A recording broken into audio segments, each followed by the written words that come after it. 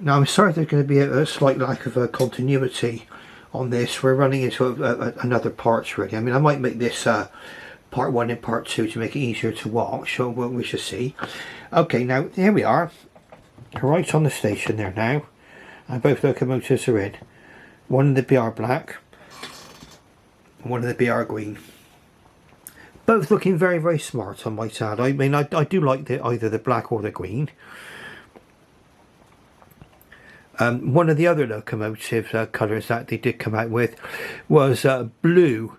That was done as an experiment for BR, and in fact there have been some Hornby releases recently in the BR experimental blue. I think there's a Southern Railway Merchant Navy class which has been produced in blue.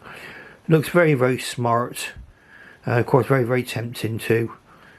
I don't know if they got any of the Great Western out in blue at the moment. I think they possibly did a King in blue. I can't remember.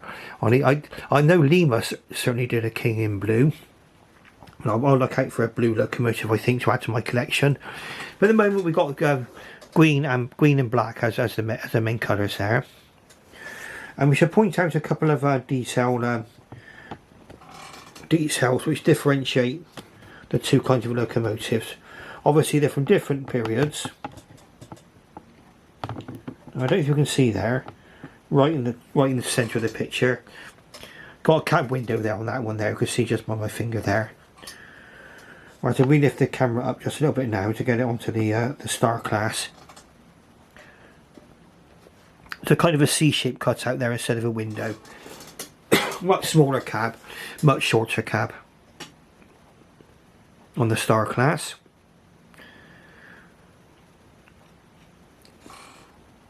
And what's nice about the Star class as well is that there is some kind of representation of the valve gear there in red. I don't know if we can zoom in on that and get in focus, but you might be just about to see that down there, just in front of the frontmost splasher between the steam pipe and there. There is a representation of the valve gear in there, and the inner cylinder is represented in red.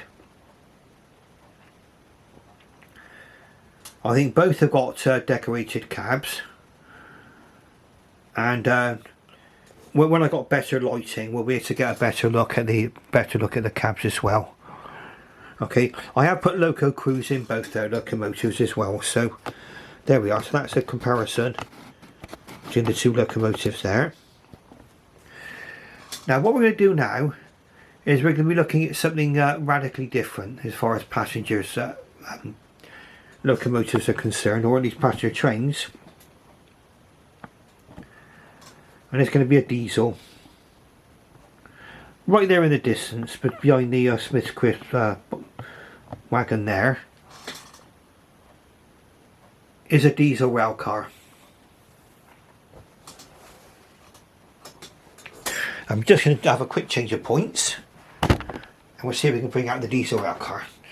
Sorry if I just caught the tripod there with my foot. It's a bit difficult to manoeuvre around here. Just turn the tripod around so I don't bump into it. Oopsie-daisies. There we are. Now I thought it would be nice tonight in my running session to see other manufacturers represented. And what we're going to be seeing now, if we can get it going, yeah, it's going to come in.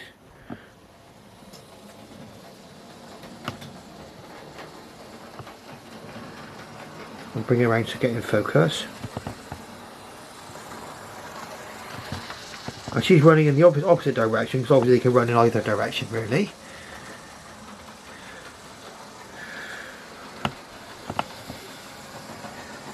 This is a Lima GWR Railcar in BR green livery.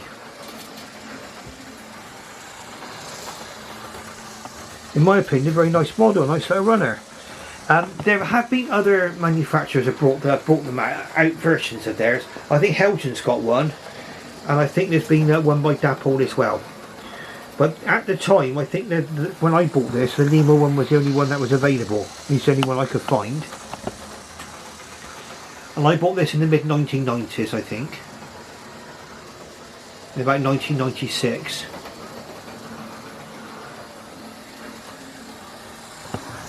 And these were used on various duties. I think they were used between Birmingham and Cardiff quite a lot.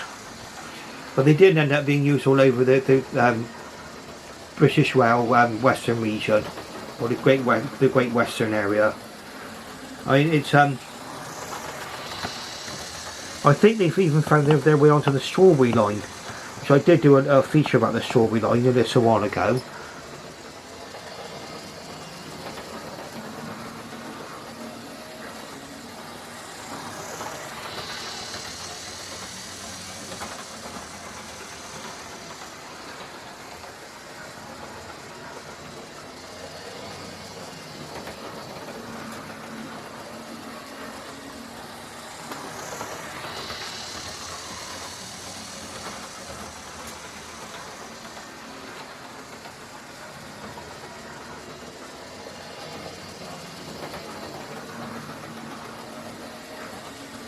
And in fact, the first of these were introduced in 1933.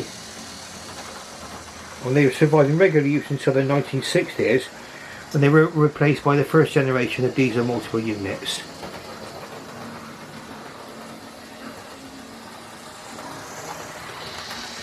In fact, they were in service between 1934 and 1962.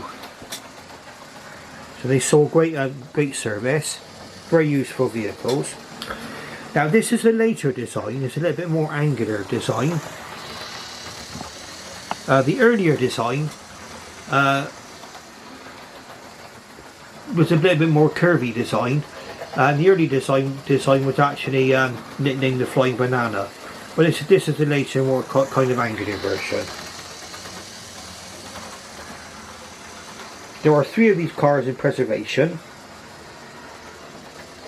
and 35 were actually scrapped. So there were 38 in existence, and they had somewhere between 44 and 70 seats, depending on the configuration of it. Now, Lima's an interesting manufacturer. That actually went out of business in about 2004, I think. Sadly, Lima was an Italian company, but they did make a huge number of British locomotives.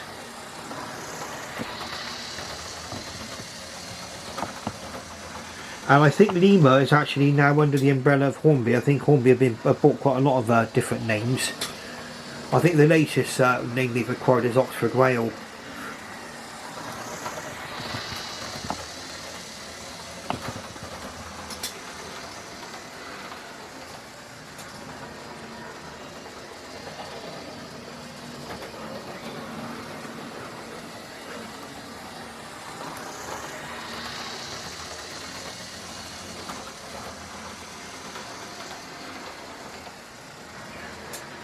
Now the first one of these actually made its first run between Paddington and Reading in December 1933, and apparently was full of press at the time, so it was probably a big event seeing a diesel rail car being introduced onto the railways. Now this one is a pre-lockdown purchase, like I said, bought in about 1996, and had spent quite a long time up in the attic. And it ran straight out of the box. All I need to do is give it a little bit of an oiling, and away it went. I've never touched the motor. I did have to replace the front bogie frame on it, but that was an accident I had many years ago in the form of a spectacular derailment. So that wasn't the fault of the locomotive. Of this diesel rail car, but I managed to get a replacement frame for it, I think from Peter Spares, if I remember rightly. A simple sort of screw on and screw off job.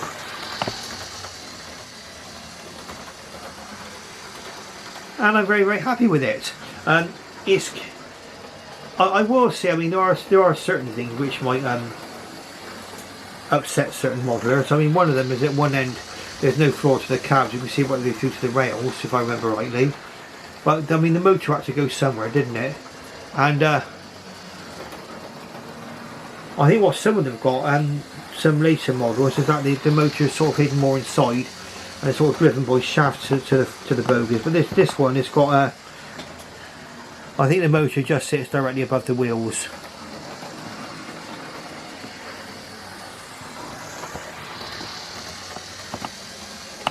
Now we're going to bring this one in,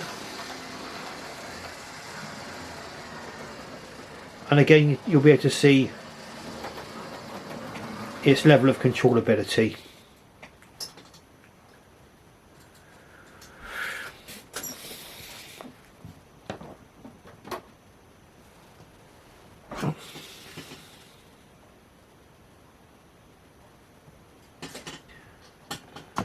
Okay, so we're going to focus now on the junction itself. I'm going to watch it going in. You can see it just there in front of the locomotives, and we'll just see if we can get her in.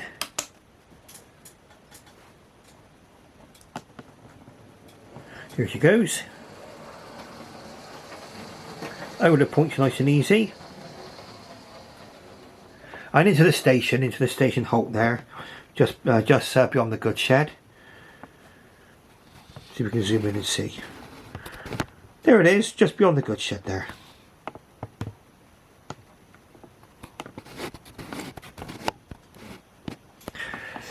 Now the last train you're going to see is a freight train. Okay, so we'll just have a quick change of points for this.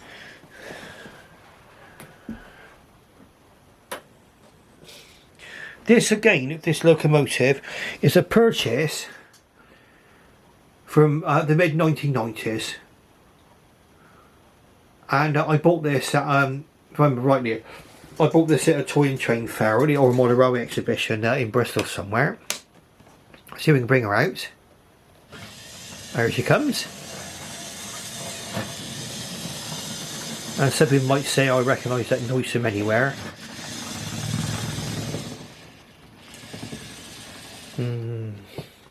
Yes, we've had a slight problem with the China clay wagon on this particular one. It's in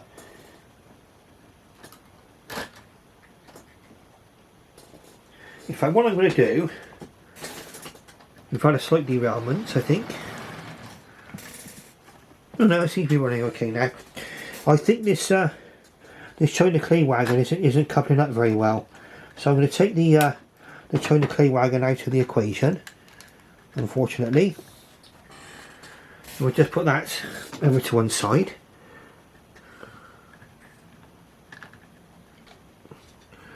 Then we can see if we can get back on the rails again.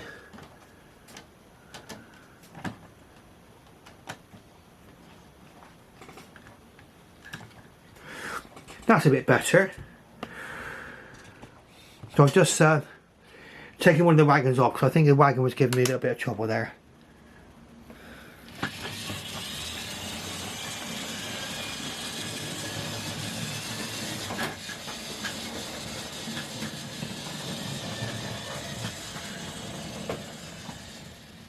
Right, so what we've done is we just run it into the station again and run it out minus the wagon. And we'll see if we can get it out without derailing.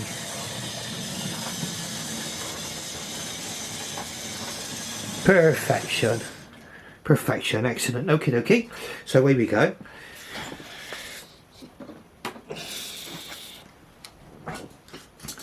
I think this little China clay wagon which I had in the thing was a little bit too light to be where it was in the train. I think I might see how we go with it a little bit further back in the train at another stage. We just put that to one side just for a moment, and we're set to go now.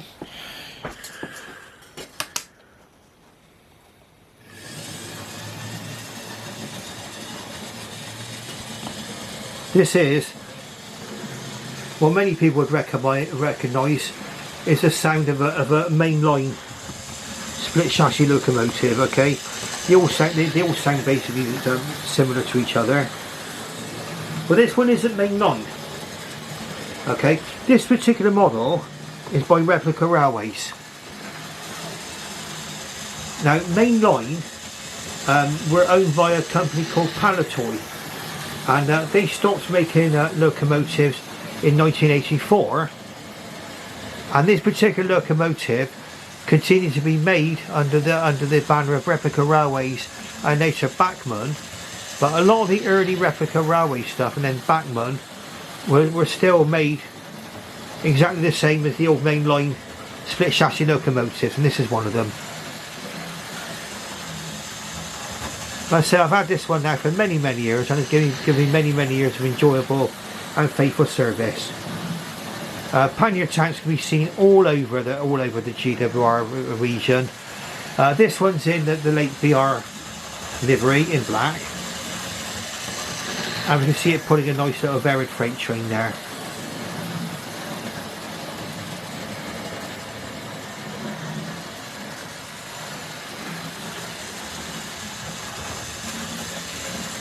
Very nice little locomotive. And the reason why this one immediately sprung to mind is because of another YouTuber actually repaired the mainline version of this. It was Sam's train. He had to repair it within a certain length of time, and he did. He got it running and everything and going. That was an old mainline locomotive, but this one was in poor condition. This one has been kept like new since I bought it. And when you open one of these up, you will see the construction is the same as the old mainline locomotives, and in fact they even share the same pod motors.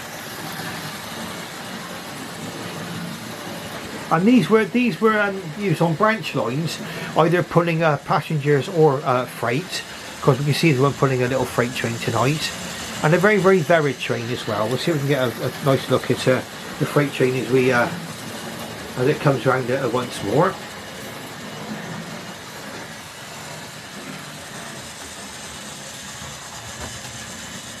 Right, let's bring it right in. Okay, obviously a view from above more than anything else with my camera angle. If I want to have a go at, we'll see if we can change the camera angle slightly, and we'll have a look at the train from another angle. That's what I can see now. There we are. So that's a bit better. We'll just move the whole tripod. So we've got sacks of salt. That's a dapple wagon. That's the one you see on all of my freight trains. I try to get on all of them. That's the Watners beer wagon. Watners beer, I think, is going to be remanufactured again.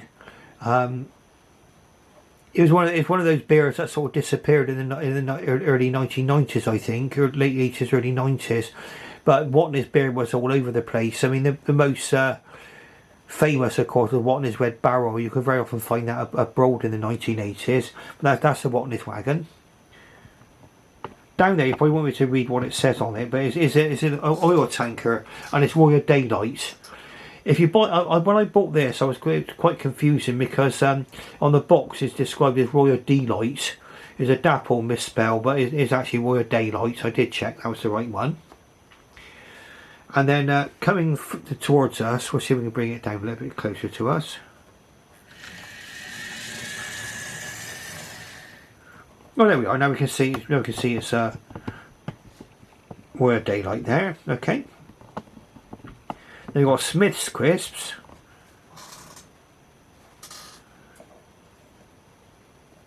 Great name from my childhood, that, Smith's Crisps. And there's an NCB wagon. Now, the Smith's Crisp is a Hornby. The NCB wagon is a Lima. And they're very back. Last but not least is the brake van. Very important on a loose freight. And I did a review on this, and there was a very good review on this one as well. I think two people did reviews.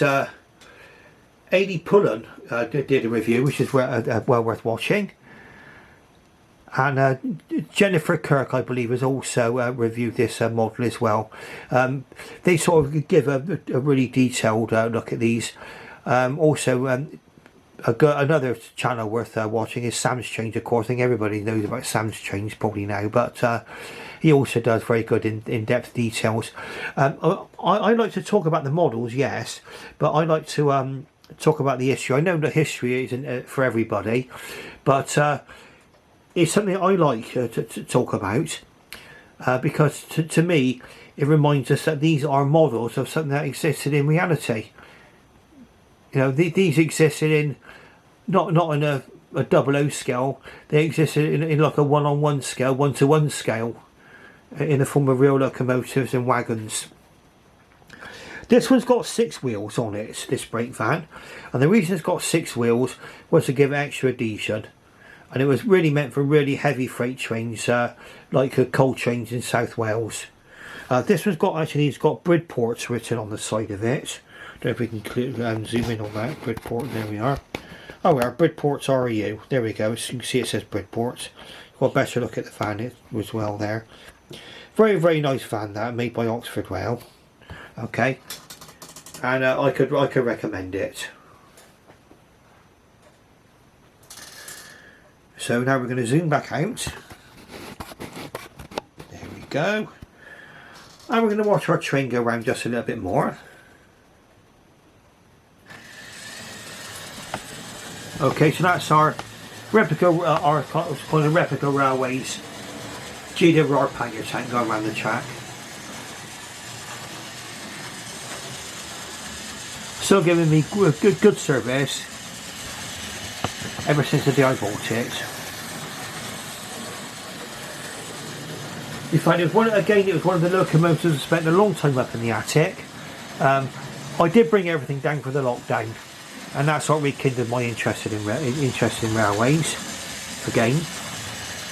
I thought, well, I'll get my trains back out again. I ain't done it for a long time. The main stumbling block for me to running a modern railway was space. Purely space. Where can I put my modern railway? And as you can see, probably why my railway is called Bedstead Junction, because it's on my bed. You can see there, you know, the duvet there and everything. So I overcame my situation by building a kind of a mobile layout on my bed, which is going to have to go away tonight, as a matter of fact, before I can actually go to bed. I think what this underlines really is that if you're determined enough, I think you could find a way to build your railway if you want to.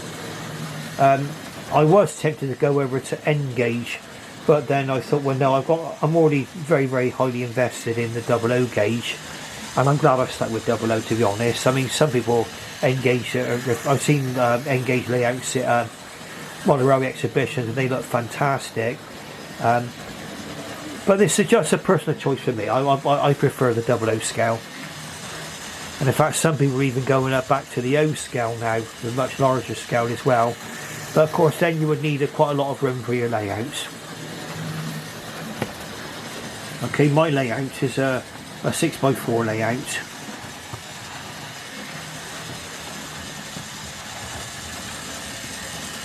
Now, it's a very inexpensive tripod this is on, this camera tonight.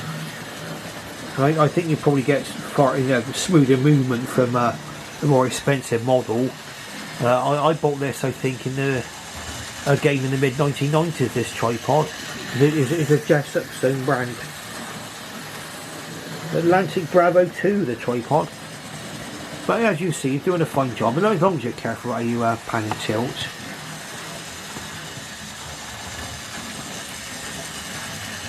Obviously, with the more expensive one, you're definitely probably getting more smoother movements. Now then, what I'm going to do is I'm going to bid you farewell now. Now, if you like what you see, press like and subscribe, and ring that bell. You'll be alerted to more videos by me. And for those of you who have stuck with me long enough to to watch this the whole video. So I think I'm going to split this into part 1 and part 2 for my running session. I'm going to call this my comeback running session, okay? And it'll be split into 2 parts. I think they're both equally about half hour each. So I had the chance to show all 4 trains which were on my layout. So I think, like some people would kind of introduce the band to the audience, you know, before they either start or they finish their show. I'll reintroduce you to my little band of locomotives. Okay, so the one we got running around the track now is the Replica Railways GWR 57 XX Pannier tank. Very, very numerous on the railways. And then we're going to be going right over to the far corner over there, and we'll zoom back in again. And that's our GWR railcar. We can see in the distance there. Gave very good service, good 30 years worth of service on our railway before more modern diesel multiple units came into play. Then last but not least,